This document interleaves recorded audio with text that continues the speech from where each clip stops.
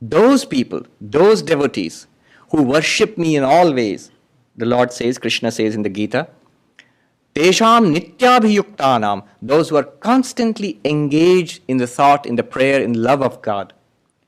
Yogakshema vahamyaham, I take care of them. Very important point. Krishna says in the Gita, I take care of them. Because the question will arise, so if I keep thinking about God, what's going to happen to my life? Who's going to take care of my financial responsibilities, my family responsibilities, my job, my health, all of that? And Sri Krishna says, God will take responsibility. If you throw all your responsibility upon God, then God takes responsibility for you. Yogakshema here means whatever you need in life, what you need, not greed, but what is needed, that will be supplied by God. And whatever you have in life, who's going to take care of all of this? People in my life, my house, my car, and my dog, who's going to take care? And God says, I will take care of you. I'll take care of you. What you have, I will protect, kshema. What you do not have, what you require, I shall add unto you. In the Bible also the same thing. It shall be added unto you, whatever you need. Seek first the Lord, and whatever you need on this earth will be added unto you. And Krishna, look at the word Krishna uses there. Vahamyaham. I shall bear, I shall carry it on my shoulders and take to the devotee. Not that I shall grant. Vahami in Sanskrit means I shall carry unto the devotee. I shall protect the devotee, I shall carry it to the devotee. There is a beautiful story about Tulsidas, who wrote the Ramcharitmanas. Tulsidas. He was staying in Kashi, in Banaras at that time. And some rich people had come and given some stuff to him, some gifts to the saint. And the thieves had noticed it, the robbers. Oh, the saint has got nice stuff in his hut. So they wanted to rob him at night. They were keeping a watch. Late in the night, when they were sure that the saint had gone to sleep, Tulsidas had gone to sleep, they began to sneak up to the hut where he lived. They saw two young boys standing with bow and arrow there. Yeah.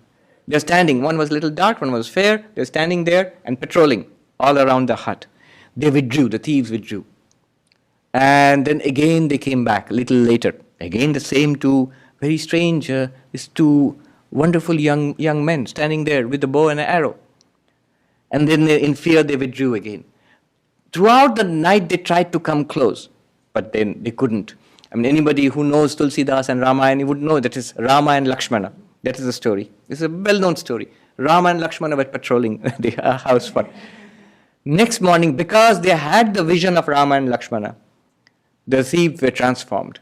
They went to the feet. They went to the saint and fell at his feet and said, "Lord, Swami, forgive us. We wanted to rob you, but we could not.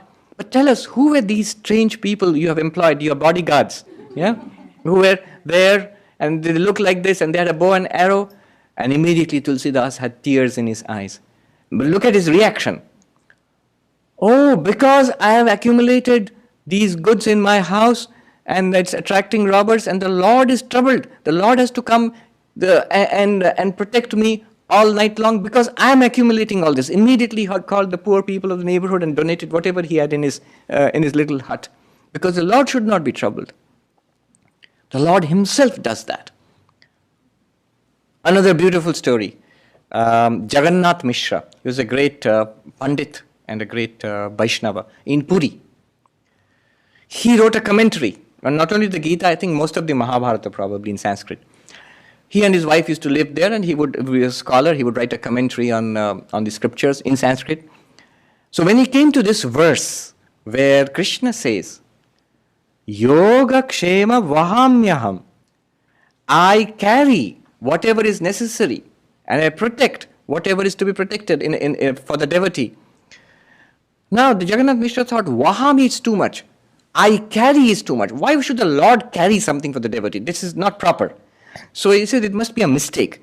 And he cut it out with a pen, on those quills they had. And he wrote, Dadamyaham, I give, I grant. The Lord says, I grant what is necessary for the devotee, not I carry. So he cut it out. Now that day, there was no food in their house, and his wife was worried. And she saw, and there was nothing to cook, but she saw this very nice looking young kid coming with a bundle on his head. And when he came and he said, your husband, the Pandit, he has sent all this. This is all, he opened the bundle and she saw all the materials for food. And everything was there, and they would have a sumptuous meal. But she saw, to her horror, a red cut on the boy's face. And she was saying, who did this to you? This is horrible. Who hurt you? And the boy shrugged. Your husband did. He cut me across the face. And then he walked away, and she was so heartbroken at this. When her husband returned, and she said, what's happened to you in your old age? You lost your wits or what? That young boy is so nice, you sent all the food with him, but why did you hit him? What possessed you to hit the little boy, and he's hurt, he was bleeding. And then Jagannath Mishra immediately understood. He immediately rushed to his Gita, and he opened the page where he had cut it out. Vahamyaham, I bear. He cut it out. He erased that and he put it back as it was. Not that I grant, I bear. It's literally true, my Lord. You bear for your devotees. So, the Lord will take care of life. When Narendranath, he was in very bad condition. His father had died, he didn't have a job, and his family was in debt, and he had younger brothers and sisters to take care of. He was desperate. So he went to Sri Ramakrishna, and he said, you pray to your mother Kali, so that so at least my family will get something to eat. How can I become a monk or seek for God when my family is starving? And Sri Ramakrishna said, why don't you pray to the mother? I don't pray for such things. So Narendranath said, look, you believe in her and you see her and you talk to her, so pray to her. It's not really my thing. The staunch non-dualist. Sri Ramakrishna said, no, you have to do it. I don't pray for such things. So Narendranath went and late in the night, and then he came back drunk, as if in ecstasy of love. And Ramakrishna asked him, what happened? When I went there to pray, I had a vision of the Divine Mother. She was there, she's real, she's alive, she's there. Oh, did you ask? Yes, I asked for devotion, for love, for jnana, for knowledge, for dispassion, for detachment from the world, so that I can have one-pointed devotion to God.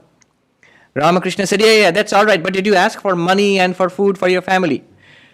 Narendranath said, no, how could I? I forgot everything when I saw the mother. Ramakrishna said, you are more impractical than me. Go back there and ask. So he sent Narendranath back again.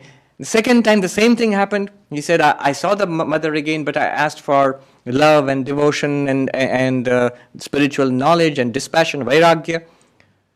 Only for spirituality, nothing worldly.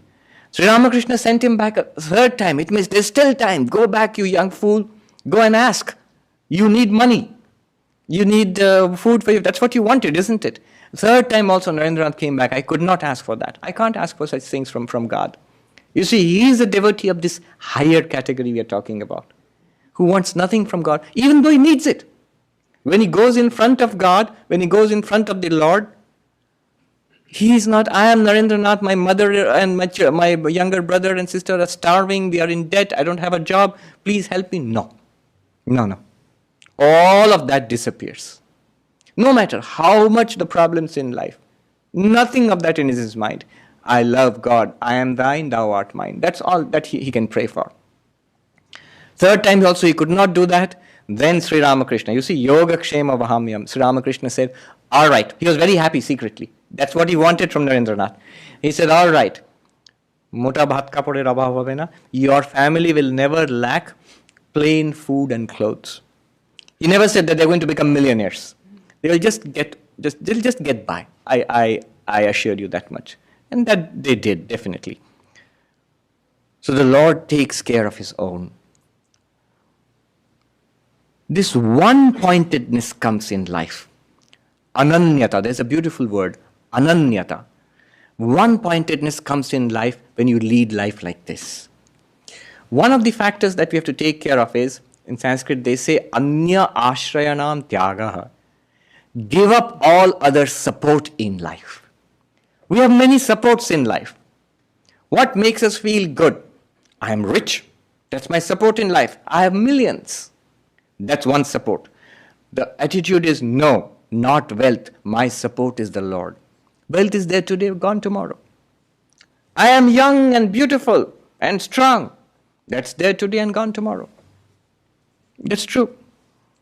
I saw the picture of Muhammad Ali, and towards the end, how he became Alzheimer's and Parkinson's, I think. So this one of the strongest, most fierce fighters in the world, trembling, hardly able to control his own body. It goes away. Everything in life goes away. All physical strength and health and beauty and youth, everything fades away. I was just saying, I think yesterday, even if you practice a lot of yoga and eat gluten-free all your life, still, the most gluten-free yogi is also going to get old and die. So all of that goes away. We depend on the Lord alone and nothing else. Ashraya, my refuge, is the Lord, not anything else.